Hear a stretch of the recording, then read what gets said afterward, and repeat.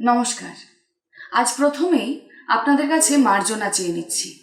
মার্জনা চাইছি তার কারণ সংস্কৃতি বার্তার আজকের পর্ব আমাদের নিজেদের অর্থাৎ বীরভূম সংস্কৃতি বাহিনীর যে পরিবার, সেই পরিবারের একজন মানুষকে নিয়ে। অনেকের হয়তো মনে হতে পারে যে এটা পক্ষপাতিত্ব বা অন্য কিছু, কারণ এর আগে আমরা সংস্কৃতি বার্তার পর্দায় অনেক গুণী মানুষের পরলোক গমনের খবর আপনাদের জানিয়েছি, কিন্তু একজন মানুষকে নিয়ে এমন করে একটা গোটা পর্ব এর আগে আমরা করিনি, বলতে পারিনি। কিন্তু যে মানুষটার প্রাণ ছিল এই দলের জন্য উৎসর্গীকৃত, ২৬ বছর ধরে যে মানুষটা নিরলসভাবে কোনো রকম কোনো কৃতিত্বের দাবি না করেই একটা দলের জন্য কাজ করে গেছে, সেই মানুষটার কথা যদি আজও আমরা না বলি, না জানাই মানুষকে, তাহলে হয়তো অন্যায় করা হবে। আপনারা সকলেই জানেন যে বীরভূম সংস্কৃতি বাহিনীর একটি উল্লেখযোগ্য নাটক হলো ধর্মমঙ্গল। কিছুদিন আগে ইউজিসির একটি টিম ধর্মমঙ্গল নাটকের উপর একটি ডকুমেন্টারি করবার উদ্দেশ্যে গ্রহণ করেছিলেন আমাদের রথীনদা অর্থাৎ রথীন্দ্রনাথ ভান্ডারীর একটি সাক্ষাৎকার। আজ ইউজিসির বদান্যতায় রথীনদার সেই সাক্ষাৎকার আমাদের হাতে এসে পৌঁছেছে। তাই আজ আপনাদের জন্য, আমাদের সকলের জন্য সংস্কৃতি বার্তার পর্দায় রইল রথীন্দ্রনাথ ভান্ডারীর নিজের মুখে তার নিজের জীবন এবং তার প্রাণপ্রিয় সংগঠনের কথা। এক যে আছে বন্ধু, এক যে আছে বন্ধু, এক যে আছে বন্ধু, এক যে আছে বন্ধু, হাতে হাত রেখে বন্ধু, পায়ে পা দিয়ে বন্ধু, কাঁধে কাঁধ মিলিয়ে বন্ধু, স্লোগান তুমি বন্ধু, এক যে আছে বন্ধু।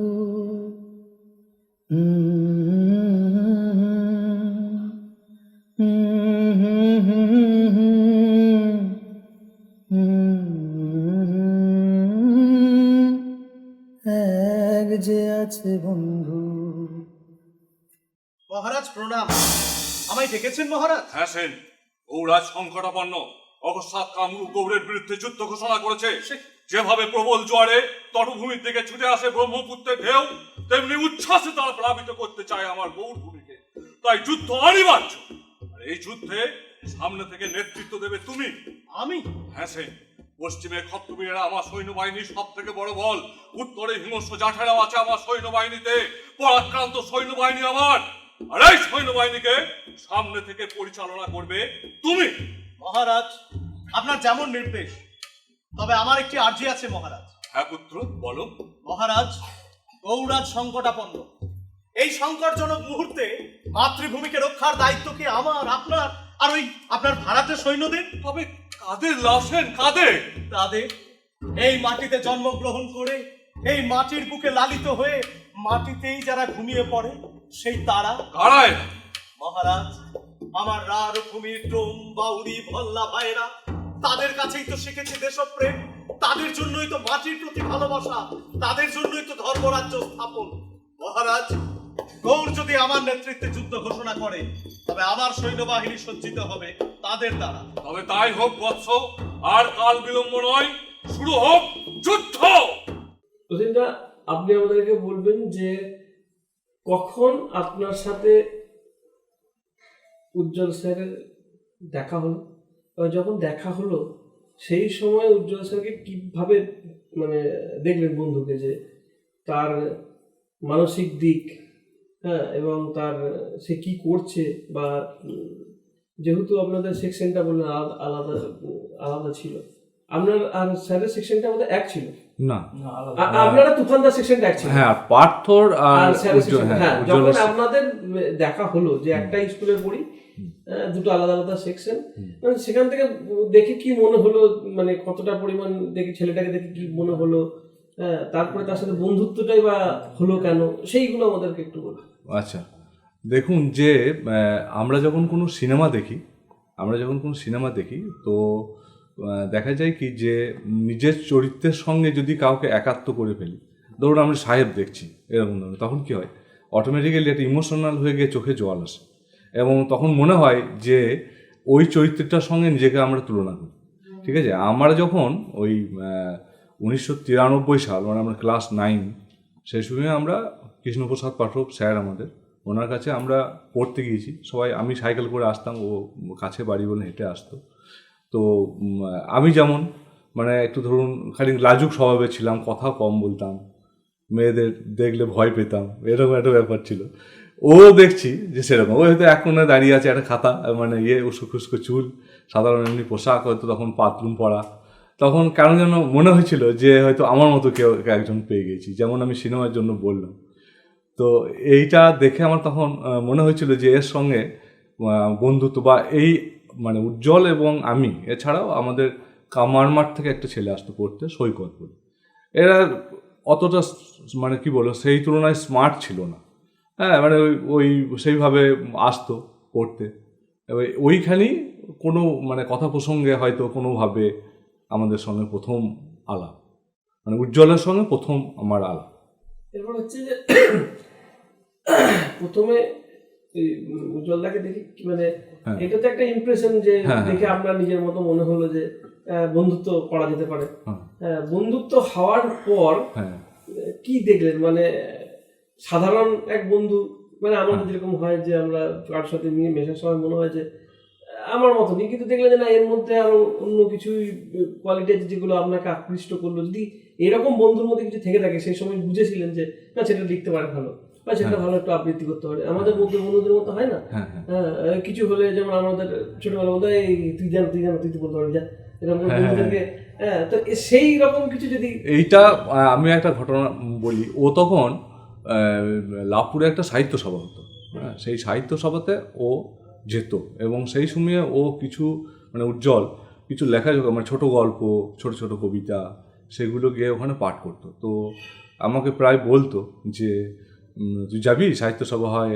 আমি কিছুতেই কিন্তু আর মানে সাহিত্য সভা যখনই শুনেছি ওরকম আমার তো খুব ভয় পেয়ে গেলাম, আর আমি যাবো না, তুই যাবি যা, আমি যাবো না।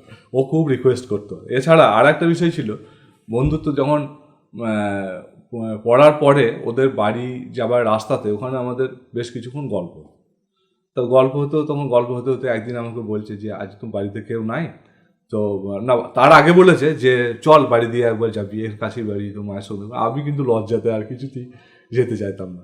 আর একদিন হয়েছে কি, বাবা মা মামার বাড়ি চলে গেছে, বলছে আমি তো একাই আছি, চল আমরা দুজনে এখানে গল্প করি, কিন্তু আমি কিছুতেই যাবো না। প্রথম যখন গেলাম, উজ্জ্বলের ভাই কাজল, যে আমরা আপু বলি, আমাদেরও সে ভাইয়ের মতোই, ওর পৈতে হলো উপনয়ন। তখন আমাদেরকে নেমন্তন্ন করে, বন্ধুদের নেমন্তন্ন করেছে। আমরা তখন সেই গিয়েছি, দিয়ে সন্ধেবেলা তখন আমি দাঁড়িয়ে আছি বাইরে সবাই, তো ও বাড়িতে রেখে নিয়ে গেল, দিয়ে আমাকে বসালো, দিয়ে তখন আমার তখন কি মানে ভয় লাগছে, মানে কি আমার একটা লজ্জা হচ্ছে, দিয়ে গেলাম, গিয়ে ওইখানে বললো যে দেখো এটা রতি, মা কাকিমার সঙ্গে, মায়ের সঙ্গে পরিচয় করে দিল। ওই প্রথম যাওয়া মানে ওদের ওখানে। আর আরেকটা বিষয় কি, মানে ওই যে পত্রিকা বের করব, সাহিত্য সভাতে যাব, এই যে সাহিত্যের প্রতি একটা অনুরাগ ওর মানে অনেক ছোটোবেলা থেকে, যেখান থেকে আমরা পরবর্তীকালে অনুপ্রাণিত হয়েছি। তো ওর ভিতরে কিন্তু ওই বিষয়টা ছিল, মানে কোনো কম্পিটিশন, হয়তো ছোটো গল্পের কম্পিটিশন হয়েছে, সেখানে লেখা জমা দিয়েছে, ওখানে ও ফার্স্ট হয়েছে। হ্যাঁ, এই খবরগুলো তখন আমাদের দিতে ভালো লাগতো। এই করতে করতে ওর মাথায় মানে এলো যে একটা পত্রিকা বের করবো আমরা। সেই পত্রিকার নাম দেওয়া হলো শরদ্দূত। আমরা নিজেরাই তাদের মানে তখন প্রুফ দেখা এ করে, তখন তো ম্যানুয়াল ধরুন প্রেসগুলো ছিল, তখন এত ডিজিটাল সব আসেনি। দিয়ে এবার সেখানে পত্রিকা বের হয়েছে, দিয়ে ও যে লিখতো, এবার আমিও একটু যে লিখতাম মানে ছোটো ছোটো চেষ্টা করতাম আর কি, তা সেটাও কী করে জানতে পারে।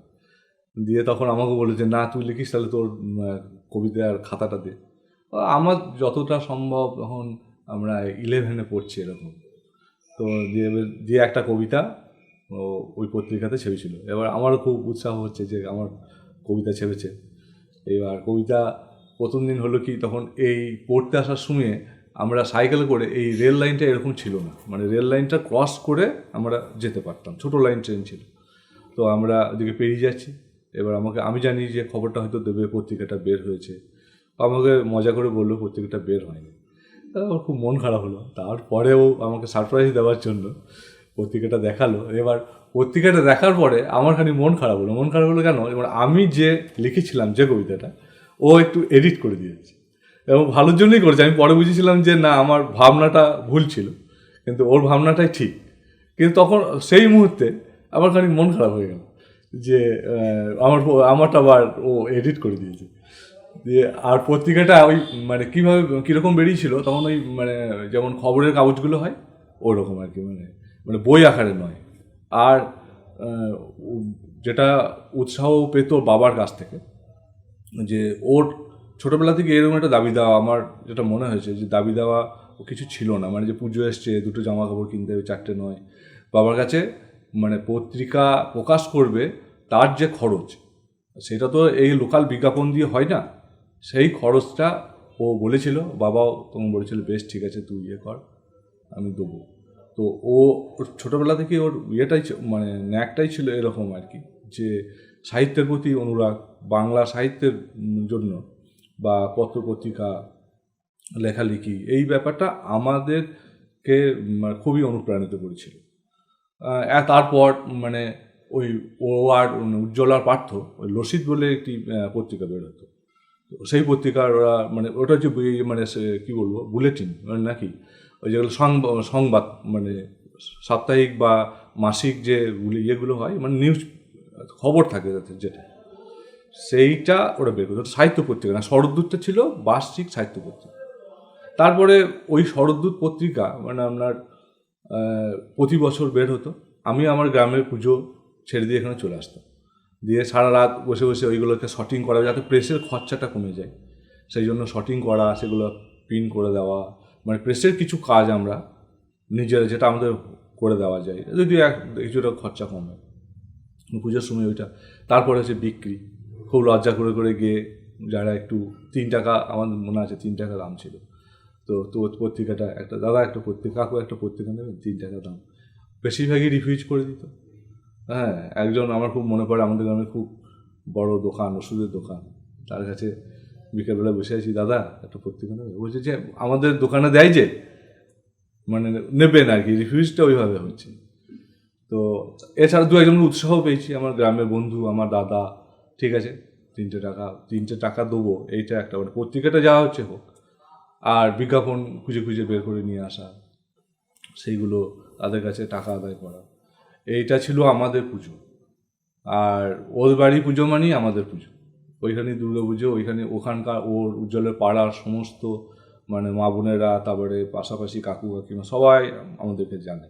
এবং ওই দুর্গা পুজোর সময়ে যখন সময়, তখন আমাদেরকে মানে এটা খাওয়া দাওয়া হতো, মৎস্য করে, যেটা আমরা বিসর্জনের পর আমাদের সবার নিমন্ত্রণ হতো, আমরা গিয়ে যেতাম ওখানে। মানে আমরা কখনো ওর পাড়া মানে আমাদের না, মানে আমি আমার গ্রামের পাড়াতে যতটা না ইনভলভ ছিলাম পুজোর বিষয়ে, তার থেকেও বেশি ওর পাড়াতে। তারপরেই আসতো কালী পুজো, সারা রাত জেগে কালী পুজো দেখা। আমি বেশিরভাগই বলতাম আমি সারা রাত জেগে থাকতে পারবো না, ওদের সেই জমিদারি কালী পুজো সেই ভোর পর্যন্ত পুজো হয়, তারপরে রাত্রেবেলায় প্রসাদ খাওয়া, একসঙ্গে আবার বিসর্জনে থাকা, আবার সেই মানে মৎস্য ঠাকুরের যখন প্রসেশন বেরিয়েছে সঙ্গে সঙ্গে পিছনে হাঁটা, সবসময়ই মানে আমি থেকেছি অনেক বেশি ওর সঙ্গে। শরৎদূত পত্রিকা প্রথমবার কিছু লাভ দিয়েছিল, কিছু টাকা। তা সেই টাকাটা কি করবে, উজ্জ্বল তখন টাইপ শিখছে, টাইপ স্কুলে সবারই নাম লিখে লিখে একটা কাগজে, ছোট্ট এবং চিরকুটের মধ্যে একটা ছোট্ট কাগজে সবার নাম লেখা আছে, মানে যারা পত্রিকায় কলম ধরেছে তাদেরকে একটা করে 3 টাকা দামের পেন, লিঙ্ক স্টারলাইন পেন, আমার এখনও মনে আছে। সেই পেনটা ইউজ অ্যান্ড থ্রো, সেই সময় সবে শুরু হচ্ছে ওই ধরনের পেন। রেনল্ডসের 045 পেন এসেছে, আর ওই সময় আর আমার বরাবরই এইসবগুলো খালি বেশি আমার মনে থাকে, বা আমি এগুলো দেখি। এগুলো বিভিন্ন কালারের একটা পেন বেরিয়েছে, ইউজ অ্যান্ড থ্রো, সেই পেন সবাইকে একটা করে ওই লাভ থেকে দেওয়া হয়েছিল। এইটা ওর সবসময়ই ভাবনা ছিল যে মানে কোনো একটা সৃষ্টিশীল ভাবনা, মানে যে ওটাকে নিয়ে কোনো ব্যবসায়িক মনোভাবে নয়, সেইটা মানুষের কাছে ছড়িয়ে যাক, সবার যে ভিতরের যে শক্তি আছে বা লেখাজোখার ক্ষমতা আছে সেইটা প্রতিভা সেটা বেরিয়ে আসুক। লাভপুরে বেশ কিছু জন এই এতে মানে যারা ধরুন আমাদের টিচার স্যার পড়াতেন ইতিহাস, বলতাম যে একটা ভালো কিছু লেখার জন্য যাতে পত্রিকা মানটা বাড়ে। আমরা তো ধরুন ছড়া আকারে কিছু লিখতাম, সেটা হয়তো অতটা গুরুত্ব থাকতো না।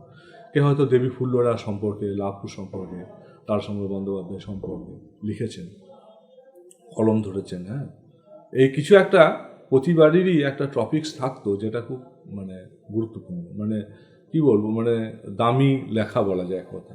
সেইটা আমাদের বেশিরভাগই সাহায্য করতেন মুকুলবাবু বলে আছেন, প্রমোদ চট্টোপাধ্যায়, উনি কলম ধরতেন। লাভপুরের কোনো অজানা ইতিহাস নেই, কেন লাভপুর হলো, এইসব মানে এইসব ধরনের ঘটনা, আশেপাশের কোনো ঐতিহাসিক কোনো ঘটনা, এইসব নিয়ে প্রতিবারেরই একটা করে কলম লিখতেন।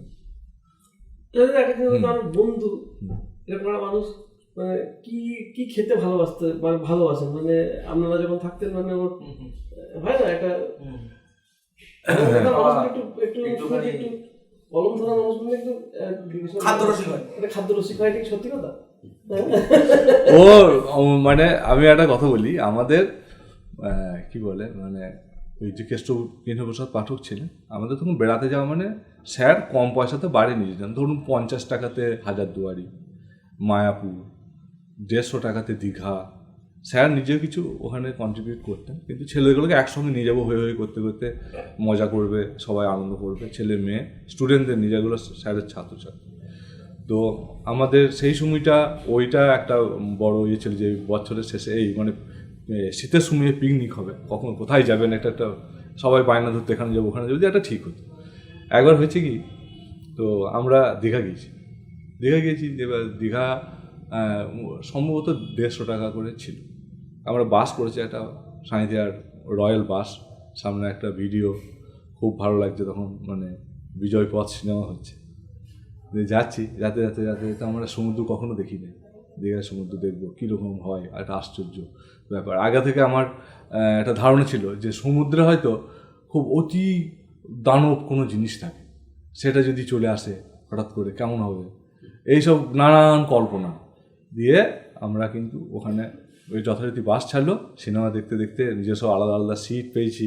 হ্যাঁ, সিনেমা দেখতে খুব মানে এনজয় করছি। দিয়ে চলে গেলাম, দীঘা পৌঁছালাম, তখন ধরুন প্রায় ভোর 4টে বাজছে, চারিদিকে অন্ধকার, সমুদ্রের গর্জন শোনা যাচ্ছে। পাশ থেকে আমি দূর থেকে দেখছি যে দুটো বড় টিউবলাইট যেন পাশাপাশি এসে একসঙ্গে ধাক্কা লেগে চুরমার হয়ে যাচ্ছে, আর কিছু দেখা যাচ্ছে না, সাদা যে ফেনাটা ওইটা শুধু দেখা যাচ্ছে। দিয়ে ওখানে ওই আমাদেরকে স্যার রান্না করে খাওয়ানোর মতো ব্যবস্থা করতে পারেনি, হোটেলে খাইছিল আর টিফিন ছিল। এবার সন্ধ্যে লাগবে এরকম সময় করে মানে পৌঁছে গেছি। এবার এটা ওই যে ঠেলা গাড়িতে রেস্টুরেন্টের যে থাকে ওইগুলোতে 3-4 জন আমরা গিয়েছি, কিছু একটা খাবো। এবার ও আমাদের থেকে, আর আমরা গ্রামের ছেলে, আমরা তো গুড় মুড়ি ছাড়া আমরা কিছু জানতাম। দিয়ে ওখানে গিয়ে ও বলছে যে, উজ্জ্বল বলছে যে চল চাউমিন খাবো, ঠিক আছে, ওর একটু চাউমিন খাবে এরকম একটা ব্যাপার আছে, মশলা খাবার।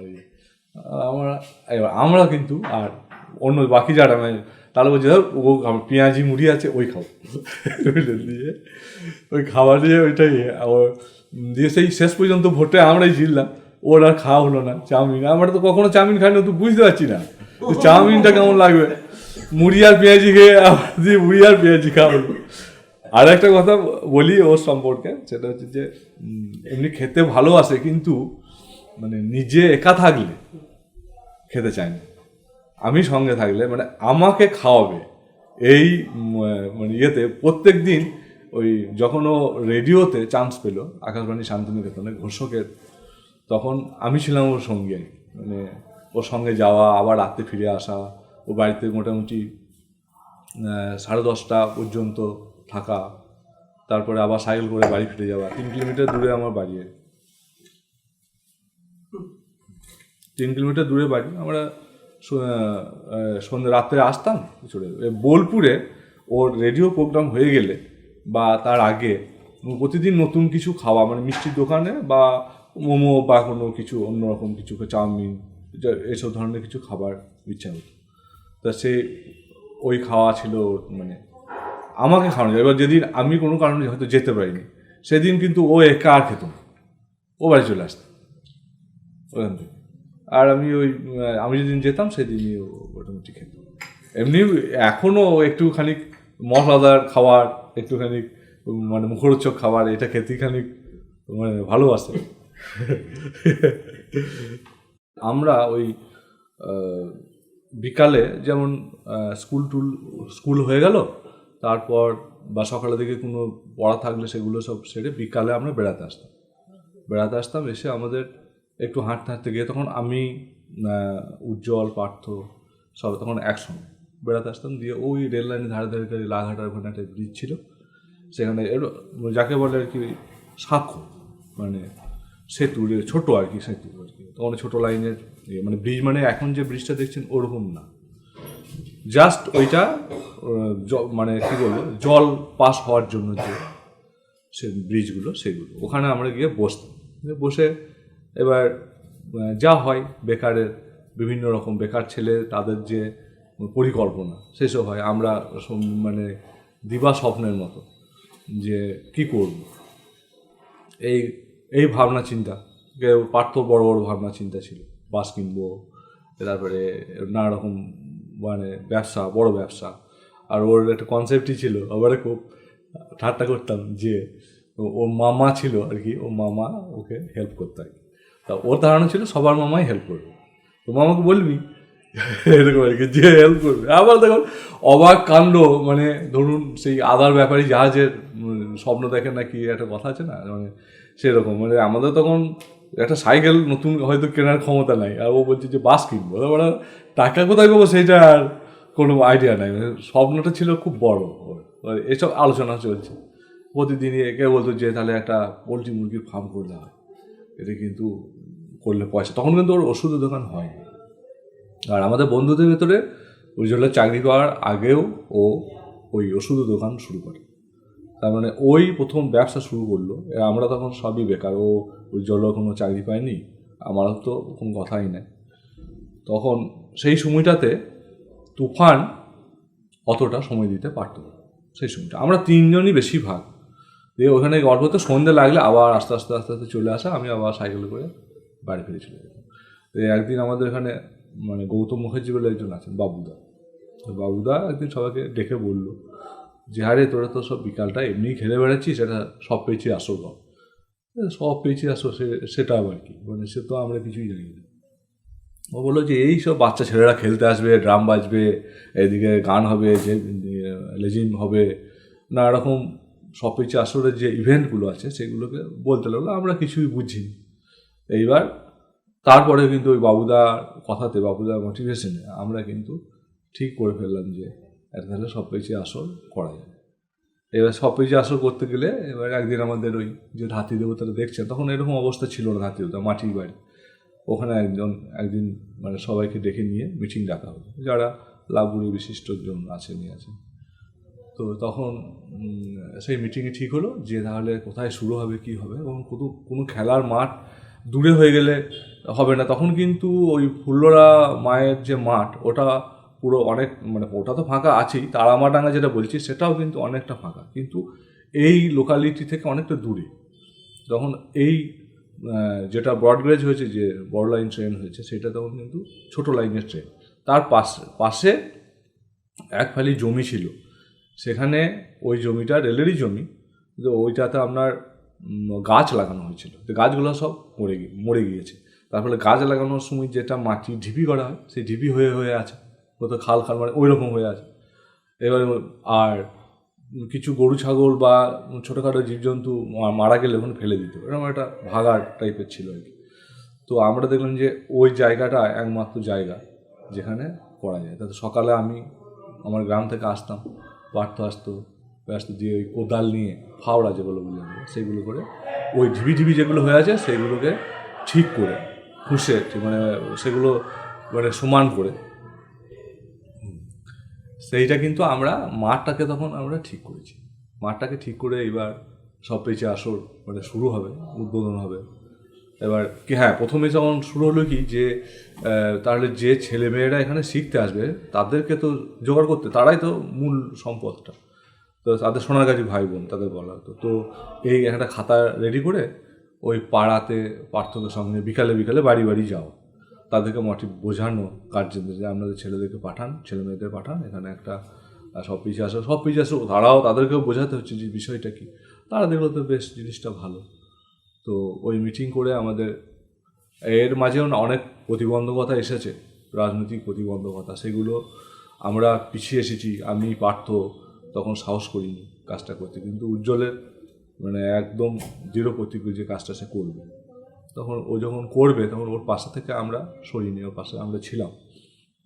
তো ওই আপনার 99 সালে 23 মার্চ শুরু হলো, 21শে মার্চ সম্ভবত, 21শে মার্চ ওই সামান্য ছোট্ট মতো একটা প্যান্ডেল করে, তখন ওইদিকে সঙ্গে ছেলে মেয়েদের জোগাড় করা হয়েছে, প্রায় ধরুন 100 কাছাকাছি ছেলে মেয়ে তখন মোটা হয়েছে। তারপরে আবার হচ্ছে, দেখে দেখে আরও আসবে পরে।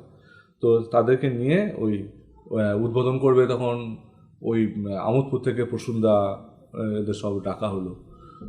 ওরা কিভাবে উদ্বোধন করা যায়, ছোট্ট একটা মানে এমন অবস্থাটা ছিল যে তখন আর কি একটা ক্যামেরাম্যান দেখে যে ছবি তুলবে সেই অবস্থাটাও মানে ছিল না। 10 টাকা করে ভর্তি ফি ছিল, আর 3 টাকা ছিল মাসের চাঁদা। তার আগে একটা কথা বলি, সেটা যখন হলো ওখানে যখন কথাবার্তা চলছে সব কিছু আসর হবে, তখন যারা এর মানে তৈরি করে দেবেন আর কি, মানে মূল কেন্দ্রে যারা প্রতিনিধি হিসেবে আসছেন, তারা বলছেন যে ওই আমার যেটুকু মনে পড়ছে 25 বছরের ঊর্ধ্বে হতে হবে যে সংঘমিত্র মানে যে সেক্রেটারি হবে। তখন আমাদের সেই বয়সটা পৌঁছেনি, সেই জন্য আমাদের এক ওখানে দাদা ছিলেন অনিন্দ রায় বলে, তো উনি তখন হলেন মানে সেক্রেটারি বা সংঘমিত্র।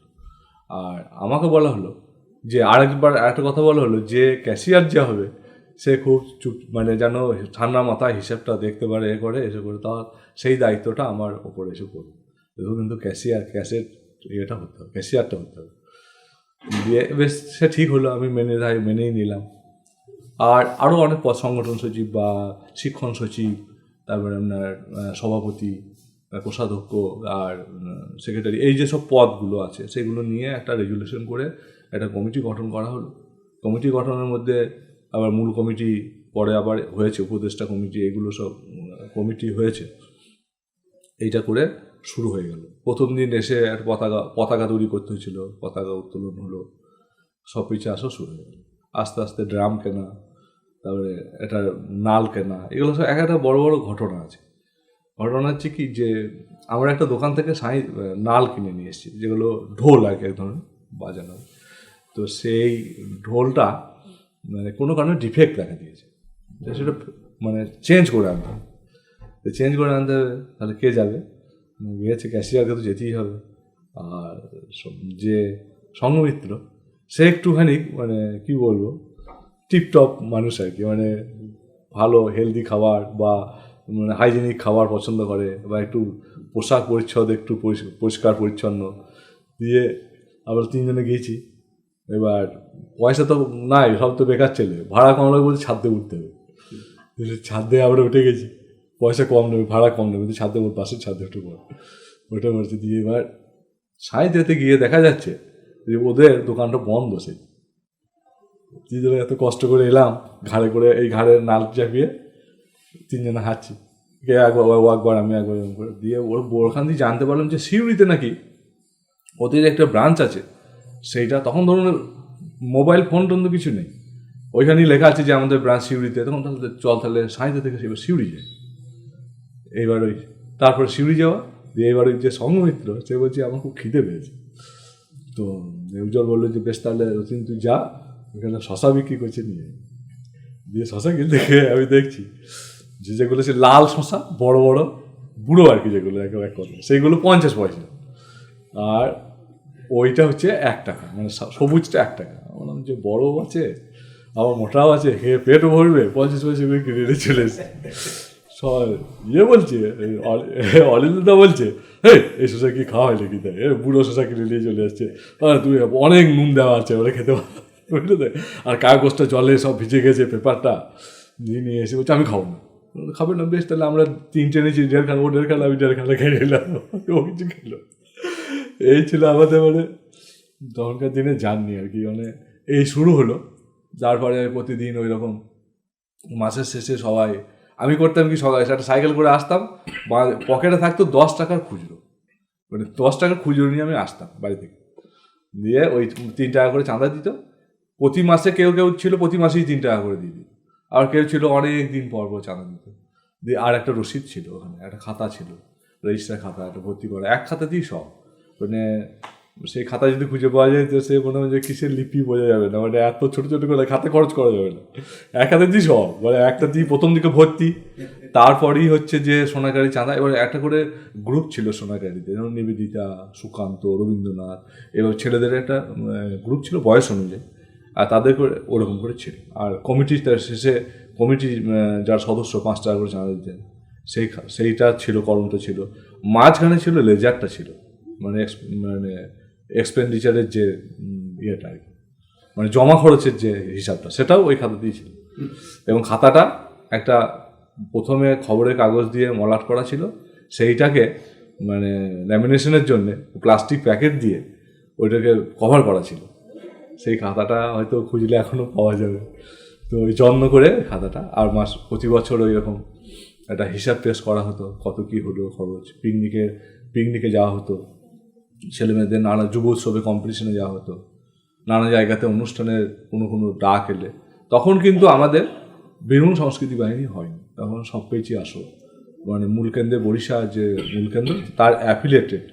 কিন্তু সেইটা আমরা অনেক পরে এসে জানতে পারলাম যে ওইটাই যথেষ্ট নয়, মানে কোনো কাজ পেতে গেলে ওই অ্যাফিলিয়েশনের সার্টিফিকেটে কাজ হচ্ছে না। তখন আমরা 7-8 সালে এসে বীরভূম সংস্কৃতি বাহিনী নাম দিয়ে এটা রেজিস্ট্রেশন করা হলো। টোরি মেনশনে করলে যে সোসাইটি রেজিস্ট্রেশন অ্যাক্ট, সেখানে করা হওয়ার পরে এর পিছনে একটা গল্প আছে যে আমরা সবপেচি আসর চলাকালীন বছরের মানে সারা বছরে যা যা পালনীয় আছে, রবীন্দ্রনাথের জন্মদিন, 25শে বৈশাখ, নজরুলের জন্মদিন, সব আমরা করতাম। মানে 26শে জানুয়ারি, 15ই আগস্ট তো বটে, ভাইফোঁটা, রাখি বন্ধন সবই করতাম। কিন্তু পাশে একটা অন্য মানে এনজিওই বলবো, তারা দেখছি তথ্য সংস্কৃতি দপ্তর থেকে মানে নিয়ে এসে, গ্র্যান্ট নিয়ে এসে তারা কাজ করছে। তারা কিন্তু কোনোদিন এসব করে না, শুধু ফান্ড পাওয়ার জন্যই কাজটা করছে। তখন আমাদের বোলপুরে মহকুমার তথ্য সংস্কৃতি আধিকারিক ছিলেন, সেখানে গিয়ে আমরা বললাম যে আমরা তো প্রতিবারই করি, যদি আপনাদের কাছ থেকে কিছু হেল্প পাওয়া যায় তাহলে আরও ভালো করে করতে পারবো। তখন আমাদেরকে জিজ্ঞেস করলো যে আপনাদের রেজিস্ট্রেশন সার্টিফিকেট আছে? তখন আমরা হ্যাঁ আছে। যখন ওই বরিশাল ওইটা দেওয়া হলো, বললো যে এইটাতে আপনাদের হবে না, আমাদের নিজস্ব থাকবে। তখন সেই থেকে তাগিদটা এলো যে একটা রেজিস্ট্রেশন না করলে, তার আগে আমরা ওই সবকিছু আসলে ছোটো ছোটো ছেলেমেয়েদের দিয়ে বার্ষিক অনুষ্ঠান, নাটক করানো, এগুলো নাটক আস্তে আস্তে তখন খুব ছোটোদের দিয়ে নাটক, আমাদের নাটক শুরু হয় প্রথম দিকে, তখন অন্য নাটক নিয়ে, তখন উজ্জ্বল কলম ধরনি নাটকের জন্য, হাল খাতা হয়েছে, হ্যাঁ 2-in-1 বলে নাটক হয়েছে, সেগুলো খুব ভালো হয়নি, মানে আমরা তখন নাটকের অত বুঝি না। তারপরে অশোক দা বলে একজন ছিলেন, অশোক দাস, উনি এলেন, ওনার হাত ধরেই মূলত নাটকে আসা। তারপরে আস্তে আস্তে করে মানে এই একটা কথা মানে বলার, সেটা হচ্ছে যে উন্নতি মানে আমাদের, বিশেষ করে আমি উজ্জ্বলকে বাদ দিয়ে বাকিদের বলছি আর কি, মানে এই যে সুস্থ সংস্কৃতি বা মার্জিত কথাবার্তা, সবাইকে সম্মান দেওয়া, বড় ছোট করা, জ্ঞান করা, এইটা অ্যাকচুয়ালি ওর কাছ থেকেই শেখা। এইটা অস্বীকার করার কিছু নেই, ফের ফিলোজফার গাইড বলা যায়, এবং সেখানে নাট্যগুরু হিসেবেও অস্বীকার করার কিছু নেই। এবং এই যে ভাবনা চিন্তাগুলো মানে যে ডেভেলপ করেছে, এত কিছুর পিছনে সে একটা মানুষেরই অবদান। আমরা সঙ্গে থেকেছি, কিন্তু ভাবনা চিন্তা, কাজে নামার যে সাহস, হ্যাঁ, এবং সেটা মানে একটা লক্ষ্যে পৌঁছানো, সেই জায়গাটার মানে দক্ষতাটা উজ্জ্বলেরই, সবটাই এরই প্রাপ্য আর কি। মানে আমরা যেভাবে মানে যে জায়গার মানে ছেলে, একটা গ্রামের ছেলে, এসব কিছু বুঝি না, চাষি ঘরের মানে চাষি ঘর আর কি, তো সেই জায়গা থেকে আজকে এসে একটা মঞ্চে মানে মাইক্রোফোনের কথা বলার ক্ষমতা ছিল না, বলতে শিখিনি কোনোদিন। তারপরে এইগুলো বা ছোটোবেলায় একটা কথা আছে, মানে আমরা খুব ছোট তখন গ্রামে, সব গ্রামের ছেলেরা, তখন উজ্জ্বলের সঙ্গে যোগাযোগ হয়। তখন আমার কাকা ছিলেন, মানে আছেন এখনও, কাকা একটু যাত্রা নাটক, গ্রামের যেগুলো হয় প্রম্পট করে সেই নাটকগুলো করতে ভালোবাসতাম, প্রম্পট করতে নিতাম। আমরা সবাই ছোটরা গিয়ে একদিন ধরলাম কাকাকে, মানে আমি ধরি নাই, বাকি ছেলেগুলো, আমি পিছনে আছি, মানে কাকাকে আমি খুব ভয় করতাম।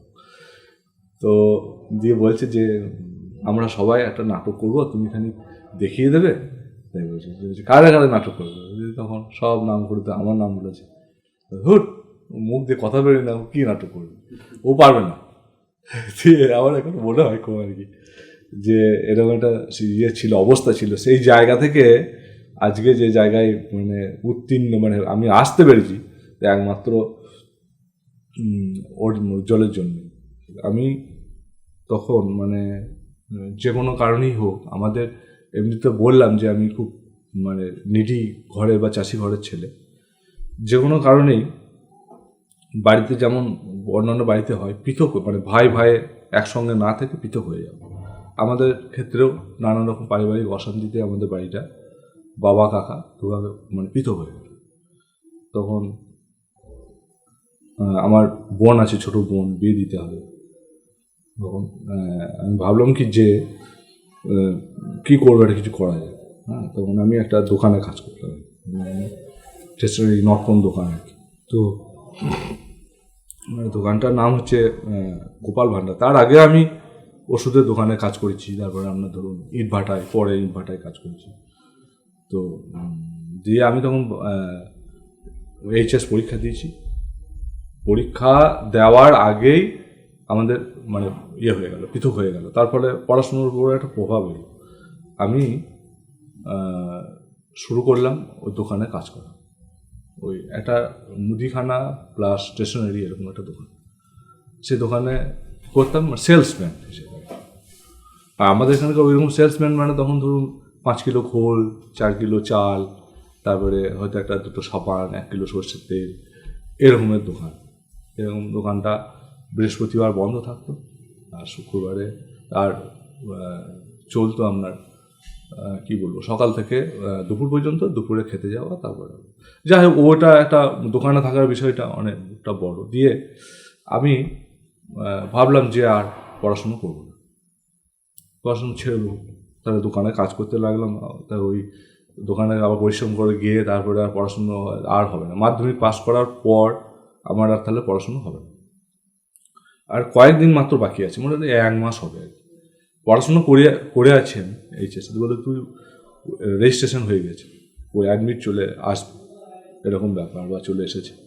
তো বললো যে তুই এক কাজ কর, তুই তো ধর সবই তোর রেডি, তুই ধরে এলে পাস করবি না, সেইভাবেই পরীক্ষাটা দিয়ে আমাকে পরীক্ষাটা দেখা কর। ও উজ্জ্বল পরীক্ষাটা দেখো। আমি পরীক্ষা দিয়ে দিলাম, যথারীতি রেজাল্ট বেরিয়ে গেছে। রেজাল্ট স্কুলে তখন সে টানিয়ে দেওয়া হতো, চিঠিয়ে মানে কাগজে চিঠিয়ে দেওয়া হয়েছে। এবার আমি হীনমন্যতা তো চিরদিনের হীনমন্যতায় ভুগি আর কি, খুব দুর্বল টাইপের আমার নেচারটা। তো আমি আর দেখতে যাইনি, রেজাল্ট বেরিয়েছে, আমি জানি ও আর পাস টাস করবে না, দেখতে গিয়ে কী করবো। দিয়ে অনেক দিন হয়ে গেছে, এদিকে উজ্জ্বল গিয়েছিল, দেখে জিজ্ঞেস করেছে স্যারকে, দিয়ে বলছে যে হ্যাঁ রে, ও স্যার বলেছেন কেষ্টবাবু ছিল, বলছে রথিন ভান্ডারী একজনই আছে, ও দেখ পাস করেছে। এইবার আমি অনেক দিন হয়ে, ও উজ্জ্বল ভাবছে যে রথিন পাস করলো, আমি বললাম তো আমাকে আবার একটু বললো না, খবর দিল না। এবার আর আমি ভাবছি আমি হয়তো পাস করিনি। যে আমার খুব একদিন ইচ্ছা হলো ওই দোকানের পিছনের দিকে গলি দিয়ে গিয়ে স্কুলটা আসা যায়। স্কুলটা যখন এসে দেখলাম রেজাল্টটাকে ছিঁড়ে দিয়েছে, আমি জানতে পারলাম না। তার অনেক পরে আমি জানতে পেরেছিলাম যে আমি পাস করেছি।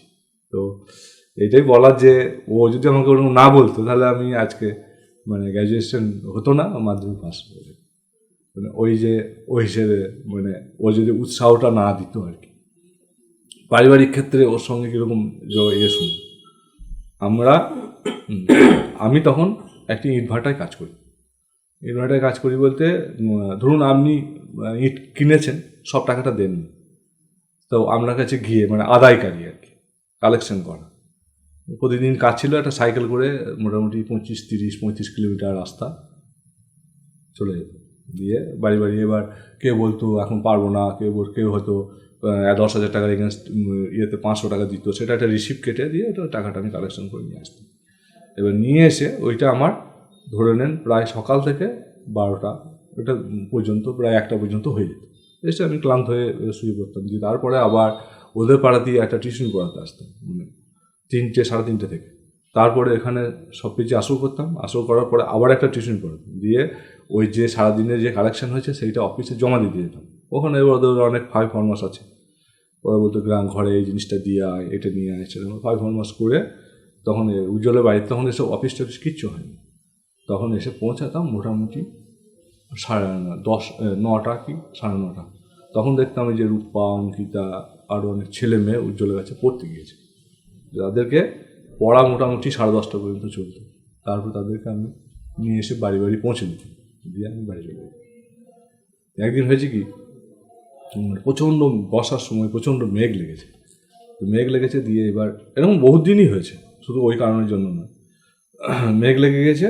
আমি এদেরকে দিতে এলাম, তখন স্টেশন পর্যন্ত এসেছি আর প্রচণ্ড বৃষ্টি, একটু বৃষ্টিটা ধরলো, ছুটে ওদের বাড়িতে গেলাম, তখন প্রায় অর্ধেক আমি ভিজে গেছি। এবার উজ্জ্বলের বাবা বলছে যে আজকে আর তোকে বাড়ি যেতে হবে না, তো আজকে এখানে থেকে যা, আজকে আমাদেরই এখানে খাওয়া দাওয়া কর, তারপরে তুই কাল সকালে বাড়ি যাবি।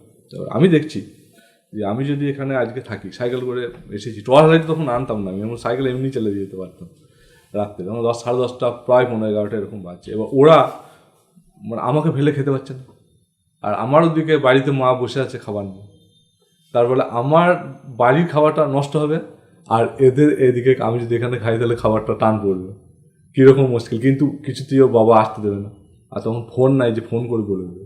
আমার পাশের বাড়িতে একটা ল্যান্ড ফোন আছে, আমার দাদার ছিল ল্যান্ড ফোন, কিন্তু অতটা আমার বাড়ি থেকে একটু দূরে বাড়িটা আর কি, আর অত রাতে ফোন করে সে আর তাকে ডিস্টার্ব করা আমার মানে সে আবার বাড়িতে খবর দিতে যাবে, তো সেইটা আমি আর করতে চাইনি। দিয়ে আর আমার মা ওদিকে ভাবছে যে এত বৃষ্টি যখন হয়েছে তাহলে আজকে আর আসবে না, নিশ্চয়ই ওদের বাড়িতে থেকে গেছে, মাও একটা মনে মনে বিশ্বাস ছিল। বাস দিয়ে ওদের বাড়িতেই ওর জামা প্যান্ট পরে রাত্রে ওখানে খাওয়া দাওয়া করে সকালবেলা যখন বাড়ি যাচ্ছি, মা বলছে আমি বুঝতেই পারলাম যে আজকে আর এত বৃষ্টি হয়েছে যখন, তাহলে নিশ্চয়ই ওদের বাড়িতে থেকে গেছে, ওদের বাড়িতে ওরকম থাকে। আর ওর সঙ্গে আমি একরকম একটা টাইমে প্রায় উজ্জ্বলের সঙ্গে ছায়া সঙ্গীর মতো থাকতাম আর কি। তো ওই শান্তিনিকেতন রেডিও স্টেশন যেখানে, ওখানে ওই প্রোগ্রাম হতো, তারপরে আবার বাড়ি ফিরে আসা আসা। একদিনের একটা ঘটনা বলি, সেটা হচ্ছে ওই যে আমি বললাম যে বোলপুর গেলে ওর অনেক রকম খেতে মন হতো, অনেক কিছু। একদিন একটা খাবারের দোকান, সম্ভবত মোমো কি ওই ধরনের দোকান, তখন ওখানে দোকানে আমরা খাবো, আমাদের মোটরসাইকেল ছিল, ওরা একটা মোটরসাইকেল করে আমরা এসে দাঁড়িয়েছি। তো দেখছি একটা মানে কি বলবো, মানে পাগল, মানে খেপাই মানে পাগল আর কি, সে ওইখানে এসে মানে করতে মানে খেতে চাইছে তো, আর দোকানদার খুব ডিস্টার্ব ফিল করছে, মানে তাদের খদ্দেরকে ডিস্টার্ব করছে, মানে চাইছে আর কি, দিচ্ছে না। দিয়ে ওই দোকানদার ওকে এমন একটা ঠেলা দিল, সে উল্টে গিয়ে ওখানে পড়ে, মানে সে ভিখারিটা আর কি, পাগল। উজ্জ্বল সেটা ওটা দেখেছে, দেখে তখন আমরা দুজনা খাওয়া হলো, তখন বলছে যে ওই আর 3জনের দাম দিচ্ছে টাকাটা, বলছে আমি তো 2জনে খেয়েছেন, তাহলে 3জনের টাকা দিচ্ছেন না, বলছি যে ওই লোকটাকে একটা দিই। মানে এইসব জায়গা থেকে আমাদের মানে শিক্ষা নেওয়া আর কি। হ্যাঁ, একসঙ্গে বন্ধুরা মেলা গিয়েছে, তখন বরাবরই ক্যাশিয়ারের ভাগটা আমার উপরে করতো, সবাই চাঁদা করে ধরুন আমাকে টাকা দিয়েছে। এইবার একটা দোকানে খাওয়া হয়েছে ধরুন বিল হয়েছে হয়তো 30 টাকা, ভুল করে আমাকে হয়তো 1 টাকা কি 2 টাকা ও বেশি দিয়েছে, বা 5 টাকা বেশি দিয়ে দিয়েছে। আমার তখন মনে হচ্ছে কি যে 5 টাকা বেশি দিয়েছে, আরও একটা ভালো কিছু খাওয়া হবে। ও ওটা জানতে পারলো, বললো সব এক্ষুনি ফেরত দিয়ে যায় টাকা, ওইসব হবে না। এবারে আমি বলছি যে জীবনের বিভিন্ন পর্যায়ে মানে শিখেছি, মানে আদর্শ কাকে বলে, মানে আদর্শ মানুষ তৈরি হতে গেলে কি মানে লাগে, সেইগুলো পরে আমরা ভেবেছি যে না, মানে বিষয়টা কিন্তু ভাববার ছিল। ওই যে আমি মজা করে মানে যা হয়, মানে একদম সত্যি ঘটনা বলছি আর কি, মানে এইভাবে আমি ওইদিকে আবিষ্কার করেছি। আমার ধরুন একটা বড় পত্রিকা, কলকাতা আলোর ফুলকিতে কবিতা বেরোতো, আর 1000 বছরের কবিতার সংকলন বেরিয়েছিল একটা ওই সিউড়িতে। এবার আমি ধরুন লিখেছি, আমার লেখাগুলো হয়তো পছন্দ হয়নি বা কোথাও, এবার সে নিজে তার প্রতিষ্ঠা সে পেয়েছে, এবার আমাকে কি করে মানে কারেকশন করে দিয়ে বা কিছু করে মানে আমার নামটাও যেন সেখানে থাকে, মানে কখনোই নিজের স্বার্থটা ইয়ে করেনি, মানে আমার হয়ে গেছে। আর এই যে দেখুন, ও তো ধরুন একটা স্কুলের টিচার, উজ্জ্বল একটা স্কুলের টিচার, একটা সরকারিভাবে যেটুকুই সাম্মানিক পায়, বেতন পায়, সেগুলোতে ওর নিজের হেসে খেলে সংসার চলে যেত। কিন্তু ও ভেবেছে যে তার সঙ্গে যারা আছে বন্ধু বান্ধব, যাদের পারিবারিক কোনো ইনকামের সোর্স নাই, তাদেরকে একটা জায়গায়, এমন একটা জায়গায় এনে দিতে হবে যেখানে তাদের সংসারগুলো মানে ওই চলে ওই টাকাতে। ব্যাপারটা আমি বোঝাতে পারলাম যে নিজের নিয়েই সন্তুষ্ট না, পরেরটা কি করে সৎ উপায়ে মানে উপার্জন করার শিখিয়ে দে, এখন দান নয়, শিখিয়ে দে কি করে উপার্জন করবে। এটা তো বড় মহাপুরুষের কথা, যে সম্ভবত স্বামী বিবেকানন্দের কথা, যে কাউকে কিছু পাইয়ে দেওয়াটা ওই বড় নয়, তাকে উপার্জন করার রাস্তাটা দেখে। একদিনের আর একটা ঘটনা বলি, এটা থেকে মানে আমরা ওর বিভিন্নভাবে মানে আচার ব্যবহার, আচরণ, কথাবার্তা, সংযম, এগুলো থেকে নিজের মানে চরিত্র তৈরি করার একটা বিরাট মানে উদাহরণ ওখান থেকে শেখা যায়। আমরা শিখেছি, সবাই শিখেছি আমরা, যে না পরে হয়তো কোনো কারণে কোনো বিষয় নিয়ে ডিবেট হয়েছে যে এটা ঠিক হয়ে যাবে, পরে দেখা গেছে যে না ওর কথাটাই ঠিক। মানে ভবিষ্যৎ দ্রষ্টা হিসেবে বা সাংগঠনিক যে আমরা কাজকর্ম, সেগুলোর অভিজ্ঞতা অনেক বেশি পড়াশুনো, আমরা তার ধারে কাছে যাইনি। একটা নাটক লিখবে, সেখানে একটা ডায়লগ দেবে, গান্ধীর মুখে একটা কথা বলবে, সেটা নিয়ে যেন কোনো তর্ক না হয়, তার জন্যে যত রকমের বইপত্র আছে ঘেঁটে তথ্য আবিষ্কার করা। এর থেকে আর একটা আমি ব্যক্তি উজ্জ্বল কীরকম, আমি একটা ঘটনা বলি।